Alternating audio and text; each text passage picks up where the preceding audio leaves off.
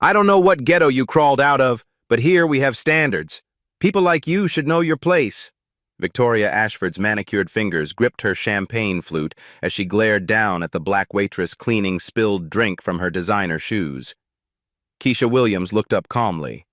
"I apologize, ma'am. Let me get you. Don't you dare look me in the eye when you speak to me." Victoria leaned closer, voice dripping venom. "Maybe this will teach you some respect." Without warning, she placed both hands on Keisha's shoulders and shoved hard. The splash echoed across the Miami Beach resort as Keisha tumbled backward into the crystal blue water. Her uniform billowed as shocked gasps rippled through wealthy guests. Phone cameras started recording immediately. Victoria dusted off her hands with theatrical disgust. "That's what happens when these people get too familiar.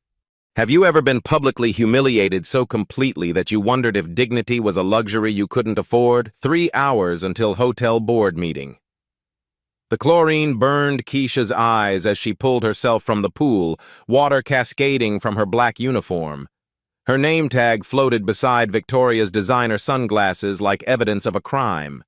Around the deck, guests held up phones, their screens glowing with opportunity.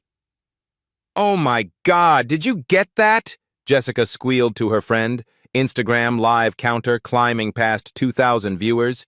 "This is going viral!" Keisha wrung out her apron, her movements deliberate despite the trembling in her hands.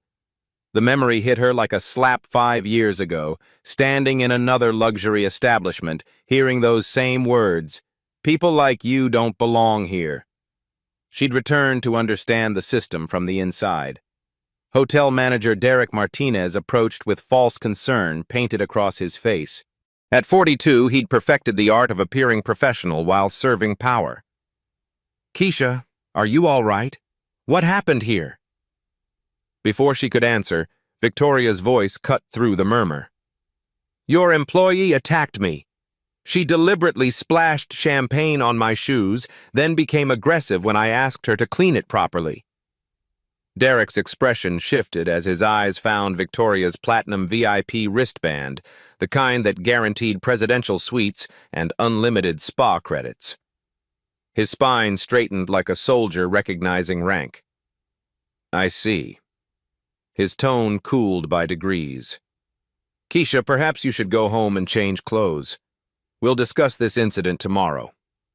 "She should be fired immediately." Victoria's voice carried the authority of someone accustomed to immediate compliance. "I've never been treated so disrespectfully. Do you know who I am?" Miguel, the pool attendant, continued skimming leaves 20 feet away, but Keisha noticed his phone angled toward their conversation. Smart kid. "Mrs. Ashford is one of our most valued guests," Derek explained to Keisha, his voice dropping to a patronizing whisper. "She's spent over $50,000 here this quarter alone." Keisha's waterlogged notebook fell from her apron pocket, pages of careful observations now bleeding ink. 11 months of documentation, guest behavior patterns, staff responses, management complicity, all nearly lost to chlorinated water. She picked it up, pressing the soggy pages together. "I understand completely, Mr. Martinez." Her calm response seemed to unnerve Derek more than tears would have. Most employees crumbled under pressure. Keisha's composure suggested something he couldn't identify. Rosa Delgado, the veteran housekeeper, appeared with a hotel towel, her weathered hands gentle as she wrapped it around Keisha's shoulders. "Mija, why are you so calm? This is terrible." "I've seen worse, Rosa. This is exactly what I expected." The older woman's eyes widened. After 30 years cleaning these rooms, she recognized the difference between shock and preparation. "Security to pool deck," Derek spoke into his radio, his authority bolstered by Victoria's approving nod. "We need an escort." Jessica's live stream exploded with comments faster than she could read them. "Karen strikes again," mixed with "Fire that ghetto waitress." The algorithm fed on controversy, pushing the video to thousands of screens across America. "Wait until my husband sees this," Victoria announced to her friends, loud enough for everyone to hear. "James has connections throughout the hospitality industry. This girl will never work in a decent establishment again. Keisha's phone, somehow still functional despite its dunking, buzzed with a text. She glanced at the screen. "How's the research going, Dr. Williams?" J. She typed back quickly. "Pattern confirmed. Systemic failure documented." "Who are you texting?" Victoria demanded, stepping closer. "Your boyfriend? Your probation officer?" The crowd of guests had grown, drawn by the spectacle like sharks to blood. Some filmed openly, others whispered behind manicured hands. A few looked uncomfortable but said nothing. Complicity wrapped in designer silence. "Actually," Keisha said, slipping the phone back into her pocket, "my research partner. We've been studying workplace discrimination for nearly a year." Victoria laughed, a sound like breaking crystal. "Research? Studying? Honey, the only thing you should be studying is how to properly serve your betters." Derek's radio crackled. "Security en route to pool deck." The young assistant manager, Sarah Lane, arrived first, breathless and eager. Fresh from hospitality school, she'd learned customer service from textbooks that prioritized profit over people. "Mrs. Ashford, I'm so sorry about this incident," Sarah gushed. "We'll make sure this employee is dealt with appropriately." "Dealt with?" Victoria's eyebrow arched. "She should be arrested for assault. Look at my shoes ruined. These cost more than she makes in a month."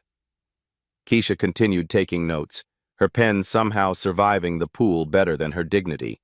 She recorded exact quotes, timestamps, and witness reactions. The data would be invaluable. "Ma'am, you can't take notes during a disciplinary incident," Sarah protested. "Actually, I can." Keisha's voice remained steady. "It's not against any employment law." The comment hung in the air like a challenge. How did a waitress know employment law? Two security guards arrived, Marcus and James, both built like linebackers but moving with practiced restraint. They'd seen incidents before, usually involving drunk guests, not staff members. "What's the situation?" Marcus asked Derek. "Employee misconduct. She needs to be escorted out while we investigate." Victoria pointed dramatically at Keisha. "She assaulted me, destroyed my property, and now she's harassing me with that notebook. I want her banned from the premises." The Instagram comments scrolled faster. "Justice for Keisha. Battled, fire her now." The hotel's Yelp reviews were already falling, one-star ratings appearing like digital locuuses. Derek's phone buzzed with notifications, the social media team alerting him to the viral video. His face paled as he realized the magnitude of the situation. "Keisha, you need to come with us," Marcus said quietly. Unlike the managers, security dealt in facts, not politics. "We'll sort this out in the office." As they walked toward the hotel, Keisha made one last note. The subject exhibits classic narcissistic power dynamics when challenged by a perceived lower-status individual. Behind them, Victoria held court with her friends, retelling the story with embellishments that grew more dramatic with each version. "The way she looked at me so insolent, like she thought she was my equal." 2 hours, 45 minutes until board meeting. 2 hours, 15 minutes until board meeting. The HR office smelled like artificial lavender and broken dreams. Keisha sat across from Patricia Washington, a black woman in her 50s whose sympathetic eyes couldn't mask her institutional loyalty. On the desk between them lay termination paperwork, blank but ominous. "Keisha, honey, I've been doing this job for 20 years. Patricia's voice carried the weight of compromise. "I've seen good people lose everything over situations like this." Through the window, they could see Victoria holding court by the pool, her animated gestures growing more theatrical with each retelling. Her audience of wealthy wives nodded along, their judgment already cast. "Tell me what really happened," Patricia continued, her pen hovering over the incident report. Keisha pulled out her waterlogged notebook, pages still damp but readable. "I documented 17 separate instances of discriminatory behavior today before the pool incident. Would you like to see the data? Patricia blinked. Most terminated employees begged or cried. They didn't reference data. Data? Keisha, you're a waitress. I'm conducting research on hospitality industry discrimination patterns. Keisha turned to a page marked with careful timestamps. Mrs. Ashford's behavior follows predictable escalation patterns we've observed across 23 different establishments. The older woman leaned back, confusion replacing her rehearsed compassion. We? Research? What are you talking about? Before Keisha could respond, Derek burst through the door, his face flushed with panic. Patricia, we have a problem. The video hit Twitter. #pool incident is trending. He thrust his phone toward them. The shaky footage showed Victoria's shove from 3 different angles, uploaded by guests who'd witnessed the assault. Comments flooded in faster than a burst dam. Karen behavior at its worst, mixed with, this waitress got what she deserved. The divide fell along predictable lines, those who saw racism and those who refused to acknowledge it. How bad is it? Patricia asked, though Derek's expression already provided the answer. Booking cancellations are coming in. The main number is jammed with complaints. Corporate is asking questions. He paced like a caged animal. Mrs. Ashford is threatening a lawsuit if we don't fire Keisha immediately. Keisha continued writing, her pen scratching across damp paper. She noted Derek's body language, Patricia's conflicted expressions, the institutional machinery grinding toward its predetermined conclusion. What are you writing now? Derek snapped. Observing how management responds to legal pressure versus moral obligation. Her clinical tone unnerved him. It's fascinating from a sociological perspective. Derek grabbed for the notebook, but Keisha pulled it away smoothly. That's private property. Not on company time, it isn't. Actually, under Florida labor law. Stop! Derek's voice cracked. Just stop with the legal talk. You're a waitress, not a lawyer. The assumption hung between them like smoke. Patricia shifted uncomfortably, recognizing the dangerous territory they were entering. Sarah Lane appeared in the doorway, clutching her tablet like a shield. Mr. Martinez? Mrs. Ashford is demanding to speak with you. She says if Keisha isn't terminated in the next hour, her husband will pull their corporate account. How much is that account worth? Patricia asked quietly. $2.3 million annually, Sarah whispered. The number fell like a judge's gavel. Patricia's pen moved toward the termination papers. Keisha's phone buzzed, a text from an unknown number. Jonathan, it's time. I have everything we need. She typed back quickly. Jonathan, it's time. I have everything we need. Derek caught a glimpse of the screen. Who's Jonathan? Your boyfriend is coming to cause trouble? My research partner. Keisha's smile was small but unmistakable. We've been studying this for 11 months. The confidence in her voice made something cold crawl up Derek's spine. Waitresses didn't have research partners. They had boyfriends and baby daddies and drama. Outside, Miguel knocked on the window, holding up his phone and pointing toward the parking lot. A black town car was pulling into the circular drive, the kind that screamed money and power. Looks like your ride is here, Derek said dismissively. Security will escort you to collect your things. Patricia hesitated, her pen still hovering. Something about Keisha's calm demeanor suggested she was missing crucial information. 20 years in HR had taught her to trust her instincts. Keisha, before we finalize anything, is there something you want to tell us about your situation? The question floated between them like a lifeline. Keisha could reveal everything now, end the charade, protect herself. Instead, she closed her notebook and stood. I think my documentation speaks for itself. She pulled a business card from her wallet, somehow still intact after her pool dunking. You might find this interesting. Patricia read the card, her eyes widening. Dr. Keisha Williams, Ph.D., Organizational Psychology, Harvard Business School. Derek snatched the card, studying it like a forgery. This is fake. You're trying to scam us.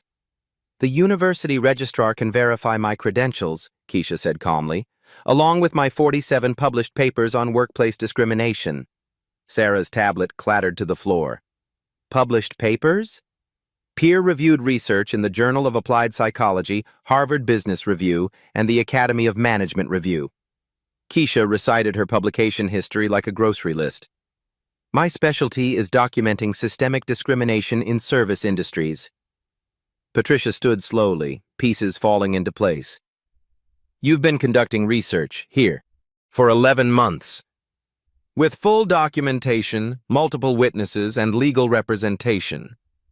Keisha straightened her damp uniform. Today was simply the culmination of a comprehensive study. Derek's face cycled through colors like a broken traffic light. You can't. This is entrapment. Actually, it's academic research. Perfectly legal when conducted in public spaces with proper methodology. Through the window, they watched a tall, distinguished black man exit the town car. Even from a distance, his presence commanded attention. Hotel staff straightened unconsciously. Guests turned to stare. That would be my research partner now, Keisha said, checking her watch. Dr. Jonathan Williams. Perhaps you've heard of him? Sarah's strangled gasp provided the answer. Williams? Williams Hospitality Group? The billion-dollar company that owned 12% of Miami's luxury hotel market. The corporate giant is currently negotiating acquisitions throughout Florida. The empire that could make or break careers with a single decision.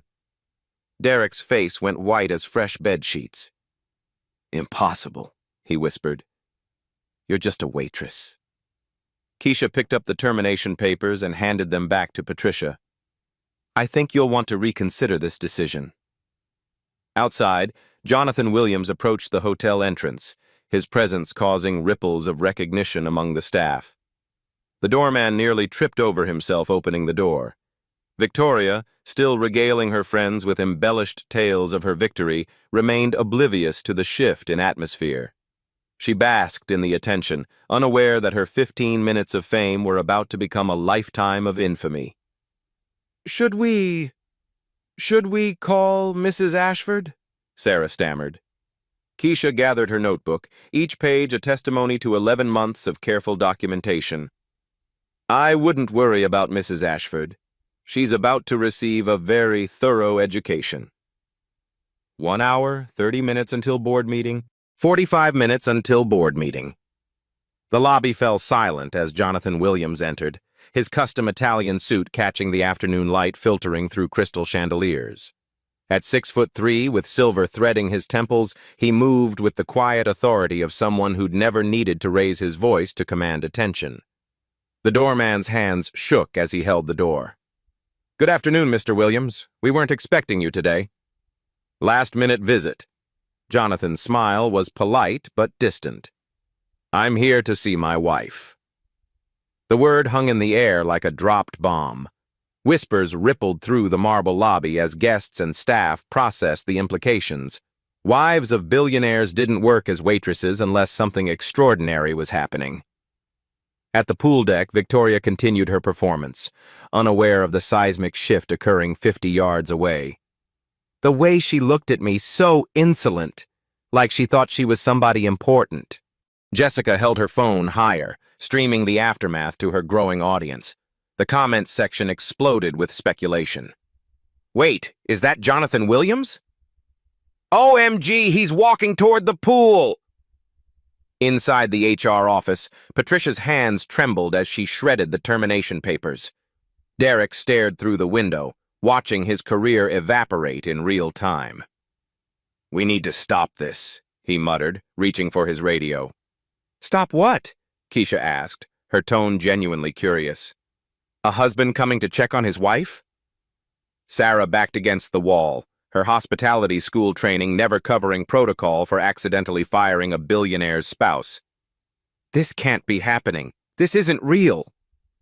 Jonathan's path to the pool deck drew followers, staff members emerging from offices, guests abandoning their activities to witness whatever was about to unfold. The resort's usual rhythm stuttered and stalled. Miguel spotted him first, immediately recognizing the man whose foundation had funded his younger sister's engineering scholarship. "Mr. Williams." He jogged over, his phone still recording. "Sir, I have footage of everything that happened to your wife." "Thank you, Miguel." Jonathan accepted the phone, his expression darkening as he watched Victoria's assault on Keisha. "This will be very useful." Rosa Delgado appeared at his elbow, her face flushed with indignation. "Senor Williams, they treated her like garbage. That woman, she pushed your wife in the water like she was nothing." "Where is my wife now?" Jonathan's voice remained calm, but something dangerous flickered behind his eyes. "HR office," Rosa pointed. "They're gonna fire her, after what that bruja did." Jonathan nodded his thanks and continued toward the pool, each step drawing more attention. The wealthy guests began recognizing him, a face from Forbes covers and business conference keynotes. Phones appeared, capturing his approach from multiple angles. Victoria threw back her head, laughing at her own embellished narrative. "I told her, know your place. Some people need to be reminded where they belong in society." Her friends nodded along, their agreement automatic and thoughtless. Brittany raised her champagne flute in toast. "To put the help in their place. To put people in their place." Jonathan's voice cut through their celebration like a blade. Victoria spun around, nearly dropping her drink. Her face went through several expressions: confusion, recognition, then calculating charm. "Oh, Mr.—" She extended her hand, suddenly all smiles and southern grace. "Williams. Jonathan Williams." He didn't take her hand. "I believe you've met my wife." The words hit Victoria like a physical blow. Her carefully constructed confidence crumbled as the implications crashed over her. The waitress she'd humiliated, the woman she'd shoved into chlorinated water, the help she'd put in their place. "Your wife?" Victoria's voice came out as a squeak. "Dr. Keisha Williams. She's been conducting research here for 11 months. Jonathan pulled out his phone, displaying a photo from their wedding day, Keisha radiant in white silk, Jonathan beaming beside her. "Perhaps you remember her from earlier today?" Jessica's live stream viewership spiked past 50,000 as the story took its impossible turn. Comments flooded faster than moderators could manage. "Holy shit, the plot twist! This is better than any movie!" Victoria's friends melted away like sugar in rain, suddenly finding urgent reasons to be elsewhere. Brittany mumbled something about checking on her children. Jessica kept filming but stepped back, sensing the approaching storm. "There must be some mistake," Victoria stammered. "She's just a waitress. I saw her serving drinks." "She has a PhD from Harvard in organizational psychology." Jonathan's tone remained conversational, making his words more devastating. "She's published 47 peer-reviewed papers on workplace discrimination. Currently, she's documenting systematic bias in the hospitality industry." He gestured toward the HR office window, where Keisha could be seen calmly discussing something with Patricia. "Today's incident will be featured prominently in her upcoming congressional testimony next month." Victoria's face cycled through pale, red, then gray. "Congressional testimony?"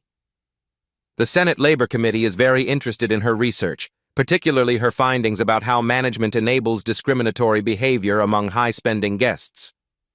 Jonathan's smile was as sharp as the winter wind. "Your performance today was remarkably illustrative." Derek burst from the hotel, security guards flanking him like an escort. His face glistened with sweat as he approached, clearly having sprinted across the property. "Mr. Williams, sir! There's been a terrible misunderstanding." Jonathan turned his attention to the manager, his expression shifting from cold to arctic. "Derek Martinez, isn't it? You were about to terminate my wife for being assaulted by a guest." "Sir, I had no idea who she was. If I had known—" "You would have treated her differently?" Jonathan's question landed like a trap. "Based on her husband's wealth rather than her inherent dignity as a human being?"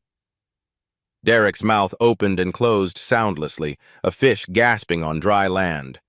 Security guard Marcus stepped forward, his years of experience reading dangerous situations sending up red flags. "Sir, should we clear the area?" "No need." Jonathan's voice carried the authority of someone accustomed to being obeyed. Mrs. Ashford was just explaining her philosophy about people knowing their place in society. Victoria found her voice, desperation making her reckless. "Look, I'm sorry if I offended your wife, but she was being aggressive and I felt threatened." Miguel held up his phone, the assault clearly visible on the screen. "Aggressive? She was cleaning up spilled champagne when you pushed her into the pool." "That's not what happened." Victoria's composure shattered completely. "She was looking at me wrong, being uppity. I had to teach her respect." The words hung in the suddenly quiet air like poisonous smoke. Even her remaining friends cringed at the blatant racism. Jonathan pulled out his tablet, swiping to a document marked with official letterhead. "Mrs. Ashford, you've just provided an excellent confession for both the criminal assault charges and the federal civil rights violation." "Criminal charges?" Victoria's voice cracked. "Assault and battery captured on multiple cameras, hate crime enhancement due to the racial motivation you just admitted." Jonathan's legal background, Harvard Law before his business career, showed in his precise language. "The federal civil rights violation carries a maximum penalty of 10 years in prison." Sarah Lane appeared beside Derek, tablet clutched to her chest like armor. "Mr. Williams, sir, we can resolve this internally. No need for legal action." "I'm afraid that decision isn't mine to make." Jonathan gestured toward the HR office. "My wife is the victim here, but I can tell you that Williams' Hospitality Group takes discrimination very seriously." Derek's face went ashen. "Williams' Hospitality Group? We own 847 hotels worldwide. We're currently negotiating acquisitions throughout Florida." Jonathan's tone remained conversational despite the nuclear implications. "This property was actually on our acquisition list." The word "was" fell like a death sentence. "Mr. Williams, please let me explain," Derek started. "Explain what? How did you immediately side with a guest who assaulted an employee? How did you prepare termination papers without investigating? How would you have destroyed an innocent woman's livelihood to protect your profit margins?" Each question hit like a physical blow. Derek stumbled backward, his authority evaporating in the Miami heat. Jonathan's phone buzzed with a text from Keisha. "How are things going out there, Dr. Williams?" He typed back, "Educational. Patricia is shredding termination papers. Derek appears to be having an existential crisis." Victoria made one last desperate play, her voice taking on a pleading tone. "Mr. Williams, my husband James has significant investments in hospitality. Perhaps we can work something out?" "James Ashford of Ashford Capital Partners?" Jonathan's eyebrow arched. "Interesting. They manage the pension fund for Williams Hospitality Group employees. 300 million under management." Victoria's face lit up with hope. "Yes. You see, we can resolve this business to business." "We could," Jonathan agreed. "Except Ashford Capital just lost their largest client, effective immediately." The pronouncement hit Victoria like a physical blow. 300 million in lost assets would devastate her husband's firm. Their lifestyle, their social standing, their future, all collapsing like a house of cards. "You can't do this!" she shrieked. "Over some waitress?" "Over my wife. Over human dignity. Over the systematic racism you've demonstrated today." Jonathan's voice never rose above conversational level, making his words more powerful. "Actions have consequences, Mrs. Ashford. Today you're learning that lesson." Jessica's live stream hit 100,000 viewers as the story reached its climax. The comments section became a digital coliseum. Justice served, battled with, "This is reverse racism," while most viewers simply watched in stunned amazement. Through the HR office window, they could see Keisha rising from her chair, her notebook tucked securely under her arm. Patricia looked like a woman who'd just dodged a career-ending bullet. Jonathan checked his watch. Keisha should be joining us shortly. She'll want to document your response for her research. Victoria looked around wildly, seeking escape routes or allies. She found neither. The crowd of guests and staff formed an impromptu tribunal, their phones recording every moment for posterity. 20 minutes until board meeting, 15 minutes until board meeting. Keisha emerged from the hotel, her damp uniform now a badge of honor rather than shame. She moved with the quiet confidence of someone whose true identity had finally been revealed. Patricia followed 2 steps behind, clutching a folder of incident reports like evidence at a trial. "Ah, Dr. Williams," Jonathan said, his voice warm with affection as she approached. "How did your documentation session go?" "Extraordinarily productive." Keisha opened her waterlogged notebook, pages filled with 11 months of careful observations. "Today's incident represents a perfect case study in institutional discrimination patterns." She turned to Derek, who stood frozen like a deer in headlights. "Mr. Martinez, your response time to guest complaints versus employee grievances shows a statistically significant bias. Guest complaint, average resolution, 4 minutes. Employee discrimination reports, never resolved." Derek's mouth moved soundlessly. How did she have access to internal metrics? Jonathan pulled out his tablet, swiping to a comprehensive presentation. "While Keisha was documenting microaggressions, I was analyzing macroeconomics. Shall we review the numbers?" The screen displayed real-time analytics that made Derek's blood run cold. Immediate financial impact. Social media engagement, down 73% in 3 hours. Booking cancellations, $2.4 million lost revenue. Stock price impact on parent company, 4.7%. Corporate accounts threatening withdrawal, 12, totaling $8.3 million annually. "These are conservative projections," Jonathan explained conversationally. "The algorithm amplifies controversy. Your peak damage hasn't arrived yet." Sarah's tablet buzzed incessantly with notifications. "Mr. Williams, sir, our corporate office is receiving hundreds of calls. The phones are jammed." "That would be the Williams Hospitality Group public relations team," Jonathan smiled. "They're remarkably efficient when protecting company interests." Victoria found her voice, desperation making her aggressive. "This is extortion. You're destroying innocent people over a simple misunderstanding." Keisha looked up from her notes. "Mrs. Ashford, you committed assault and battery while making racially motivated statements. Multiple felonies, not a misunderstanding." "I never said anything racial." Miguel stepped forward holding his phone. "Ma'am, you said people like you should know your place, and that's what happens when these people get too familiar." All recorded. Jessica's live stream, still running at 150,000 viewers, captured Victoria's face contorting with rage. "Those aren't racial statements. That's just proper social order." The admission hung in the air like toxic gas.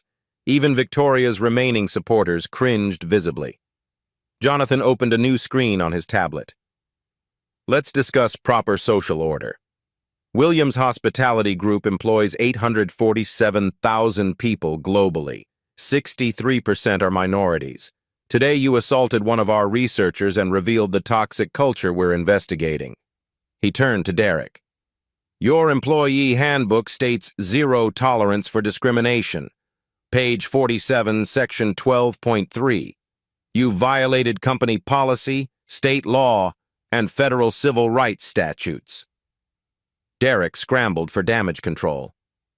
"Mr. Williams, I was following established protocols. Mrs. Ashford is a VIP guest." "Was a VIP guest," Keisha corrected, consulting her notes. "Lifetime ban from all Williams Hospitality properties will be implemented within the hour." "You can't ban me," Victoria shrieked. "I spend 6 figures annually on hotels." Jonathan's expression didn't change. "Mrs. Ashford, Williams Hospitality Group generates $43 billion in annual revenue. Your spending represents 0.0002% of our business. You're financially irrelevant. The mathematical precision of her insignificance hit Victoria harder than any insult. She wasn't important enough to matter. Patricia stepped forward, her loyalty finally finding its proper target. Mr. Williams, Dr. Williams, on behalf of the hotel, I want to apologize. This should never have happened. Patricia, you were placed in an impossible position, Keisha said gently. Your 20-year employment record shows consistent fairness until today. The system failed you, not the reverse. The kindness in Keisha's voice made Patricia's eyes water. Thank you. What happens now? Jonathan consulted his watch. In 12 minutes, this hotel's board of directors will convene for their quarterly meeting. They'll be discussing the Williams Hospitality Group acquisition proposal. Derek's face went gray. The acquisition? $340 million for this property and 12 sister hotels. Jonathan's tone remained conversational despite the staggering sum. The due diligence period ends today. Unfortunately, today's events raise serious concerns about corporate culture and legal liability. Sarah's voice came out as a whisper. You're withdrawing the offer? That depends entirely on the board's response to our demands, Keisha said, pulling out a printed document. We've prepared a comprehensive reform proposal. The Williams Protocol. Non-negotiable terms. Immediate personnel actions. Derek Martinez. Termination for enabling discrimination. Sarah Lane. Suspension pending bias, training completion. All management. Mandatory discrimination. Prevention, certification. Policy, implementation. Zero tolerance enforcement with automatic termination. Guest code of conduct with immediate removal for violations. Monthly third-party audits conducted by Williams Foundation. Financial accountability, $100,000 donation to NOACP Legal Defense Fund. $50,000 Employee Bias Training Program implementation. Victim compensation, Dr. Keisha Williams promoted to Director of Inclusive Guest Experience at $150,000 annual salary. Systemic changes. Real-time incident reporting app with immediate escalation. Quarterly staff surveys on workplace discrimination. Public quarterly reports on diversity and inclusion metrics. Derek read the demands, his face cycling through emotions. These terms, they're unprecedented. So was pushing a Harvard PhD into a swimming pool for being black, Jonathan replied evenly. Victoria made one final desperate gambit. My husband will never accept this. James has lawyers who will tie you up in court for years. Keisha looked up from documenting Victoria's threat. Mrs. Ashford, your husband's firm just lost $300 million in managed assets. He'll be rather busy explaining that to his remaining clients. How do you know about... Victoria stopped, realizing dawning. You planned this. All of it. We conducted legitimate academic research, Keisha corrected. Your behavior was entirely voluntary. We simply documented the systemic discrimination that already existed. Jonathan's phone buzzed with a call. Excuse me, this will be the board chairman. He answered the speaker. Charles, I assume you've seen the social media coverage? Charles Pemberton's panicked voice crackled through. Jonathan, please tell me we can resolve this situation. The shareholders are in crisis mode. That's entirely up to you, Charles. Dr. Williams has prepared a comprehensive reform proposal. Accept the Williams Protocol, and we proceed with the acquisition. Refuse, and we withdraw our offer permanently. But the terms are non-negotiable, Keisha interjected. 11 months of research documented systemic problems. Today's incident was inevitable. You can be part of the solution or remain part of the problem. Silence stretched across the phone line as Charles calculated the mathematics of moral compromise. Lose $340 million by accepting reform, or lose everything by refusing. We'll implement the protocol, he said finally. Full compliance within 30 days. Victory tasted like chlorinated water and vindicated dignity. Derek sagged against a pool chair, the full weight of his choices crushing down. "Mr. Williams, is there any way? You enabled assault, prepared fraudulent termination papers, and violated federal civil rights law," Jonathan listed clinically. "There's no way." Security approached Derek with the resignation paperwork Patricia had prepared. His 20-year career ended with a signature. His pension forfeited, his reputation destroyed. Victoria watched her social world collapse in real time.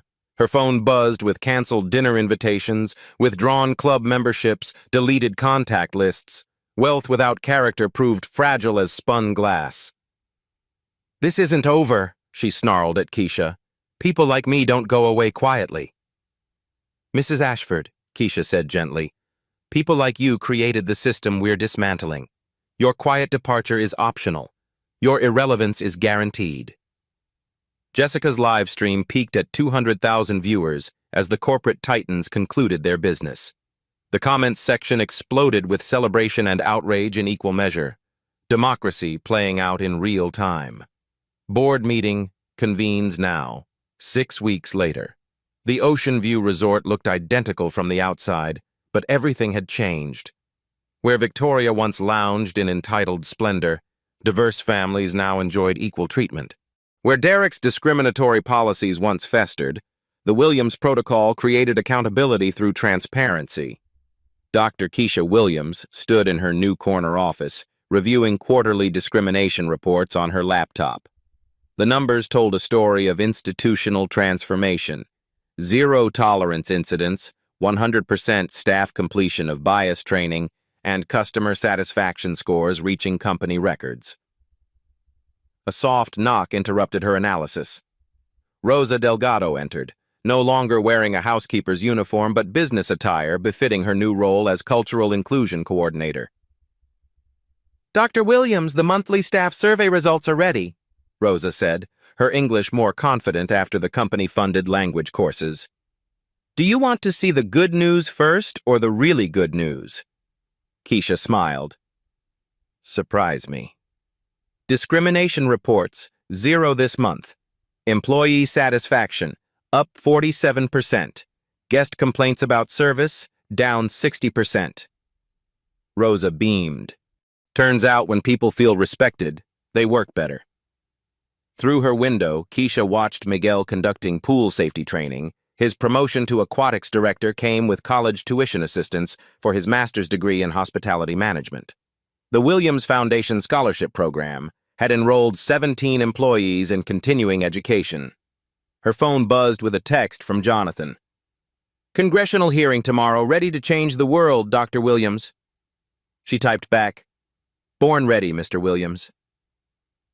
The Senate Labor Committee had scheduled hearings on her research findings. 11 months of documentation would become federal policy recommendations. Victoria's assault had inadvertently launched nationwide hospitality industry reform. Patricia knocked and entered, carrying legal documents. "Dr. Williams, the final settlement paperwork from Mrs. Ashford's lawyers. She's agreed to all terms." Keisha scanned the agreement. Victoria would complete 200 hours of community service teaching racial sensitivity at community colleges. Her public apology, broadcast across social media platforms, had garnered 2.3 million views, mostly from people celebrating her humiliation. "How is she adapting to her new circumstances?" Keisha asked, though she already knew. Divorce proceedings started last month. James lost 70% of his client base after losing the Williams account. Their Coral Gables mansion is in foreclosure. Patricia's voice carried no satisfaction, only factual reporting. "And Derek?" "Unemployable in hospitality. His LinkedIn shows he's selling insurance now." Patricia hesitated. "Do you ever feel bad for them?" Keisha considered the question while watching diverse families enjoy equal treatment around the pool. "I feel sad that it took public humiliation to teach them basic human decency. But consequences aren't cruelty, they're education." The hotel's transformation extended beyond policy changes. Williams Hospitality Group had implemented the protocol across all 847 properties worldwide. Other hotel chains, fearing similar exposure, adopted comparable standards. The industry was evolving, one discrimination lawsuit at a time. Sarah Lane appeared in the doorway, her demeanor humble but determined. The young assistant manager had completed intensive bias training and diversity education, earning her reinstatement as guest relations specialist under Keisha's supervision. "Dr. Williams, the new employee orientation group is ready for your presentation," Sarah said. 37 new hires, including 12 management trainees. "Thank you, Sarah. How are you finding the new protocols?" The younger woman's face brightened. "Honestly, it's so much easier when everyone knows the rules are real. No more guessing what management will tolerate." Keisha's presentation to new employees had become legendary throughout the company. She shared her story, the research, the assault, the transformation, not for sympathy, but for education. Every new hire understood that discrimination had consequences and dignity had defenders. Her laptop chimed with an email from Harvard Business Review. "Dr. Williams, your paper, Systemic Discrimination in Hospitality, an 11-month ethnographic study has been accepted for our special issue on workplace justice. Expected impact factor, significant policy influence." Academic vindication felt sweeter than personal revenge ever could. Jonathan's arrival interrupted her satisfaction. He entered carrying 2 cups of coffee and wearing the satisfied expression of someone whose wife had just changed an entire industry. "How's the conquering hero today?" he asked, kissing her cheek. "Tired, fulfilled, ready for tomorrow's testimony." She accepted the coffee gratefully. "Any regrets about the acquisition?" "Best investment we ever made. The hotel's performance is exceeding projections, and you've created a replicable model for institutional change." He gestured toward the window, where families of all backgrounds enjoyed equal treatment. "Some victories are worth more than money." Keisha's phone rang, CNN requesting another interview about hospitality industry discrimination. Her story had become a touchstone for workplace justice, inspiring similar investigations across multiple industries. "Dr. Williams," she answered professionally, "will you accept our request for a follow-up documentary? From Pool to Pulpit, How One Woman Changed Corporate America?" She looked around her office, at the discrimination reports showing zeros, at the diverse staff thriving under equitable policies, at the industry transformation her research had triggered. "I'll consider it. But the story isn't about me. It's about systemic change becoming systematically possible." 1 year later, Dr. Keisha Williams stood before the National Association of Hotel Executives. Her Harvard Business Review cover story displayed on the massive screen behind her. The title read, "The Pool Incident: How Academic Research Transformed Corporate Culture." "Black stories matter," she began, her voice carrying across the silent auditorium. "Not because they're tragic, but because they reveal the truth. My story became your industry's wake-up call." The audience of hospitality executives, the same demographic that once enabled discrimination, now hung on every word. Change, Keisha had learned, came not from anger, but from evidence so compelling that denial became impossible. 11 months of research, 847 documented incidents, 1 viral video. The mathematics of justice proved more powerful than the politics of prejudice. Her presentation included real numbers that had reshaped corporate America. 94% reduction in discrimination incidents across participating hotel chains, $2.3 billion in avoided lawsuit settlements, and 847,000 employees now protected by evidence-based policies. Behind her, the screen showed Miguel receiving his hospitality management degree, Rosa cutting the ribbon on the company's first employee daycare center, and Patricia being promoted to Regional Director of Human Resources. "These aren't just touching stories," Keisha continued. "They're life stories that prove systematic change is systematically possible." Victoria Ashford's mugshot appeared briefly arrested 6 months later for assaulting a black cashier at Whole Foods. Some people never learned. But institutions could evolve when properly motivated. The Williams Protocol now operates in over 2,000 hotels nationwide. What began as one woman's humiliation became an entire industry's education. She clicked to her final slide. A photo from last week's Senate hearing, where her research had been cited in the passage of the Workplace Dignity Protection Act. Real-life stories have real consequences. Document discrimination, demand accountability, transform systems through evidence, not emotions. The standing ovation lasted 4 minutes, executives applauding their own transformation. Later, in the green room, Jonathan found her reviewing social media responses. Her keynote had been streamed live to 400,000 viewers, generating thousands of comments from service workers sharing their own experiences. "Any regrets about going public with our research?" he asked. Keisha scrolled through messages from Harvard PhD students requesting dissertation advice, corporate lawyers seeking expert testimony, and discrimination victims finding hope in her story. None whatsoever. Her phone buzzed with a notification. Black Voices Speak channel has gained 50,000 new subscribers today. And the platform had become a repository for workplace justice stories, each video demonstrating that dignity was non-negotiable. "The next generation won't tolerate what we documented," she said, reading comments from young viewers. "They're building a world where Victoria's behavior becomes literally unthinkable." Jonathan squeezed her hand. "Ready to go home, Dr. Williams?" "Ready to keep working, Mr. Williams." Your voice matters. Your story counts. Your experience can change systems. Share your own workplace discrimination story in the comments below. Tag someone who needs to see proof that justice is possible. Subscribe to Black Voices Speak for more real-life stories of quiet triumph over loud prejudice.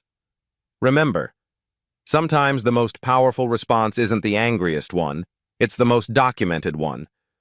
Turn your pain into data. Transform your experience into evidence. Make your story into systemic change. What would Dr. Keisha Williams do? Document, demand, transform.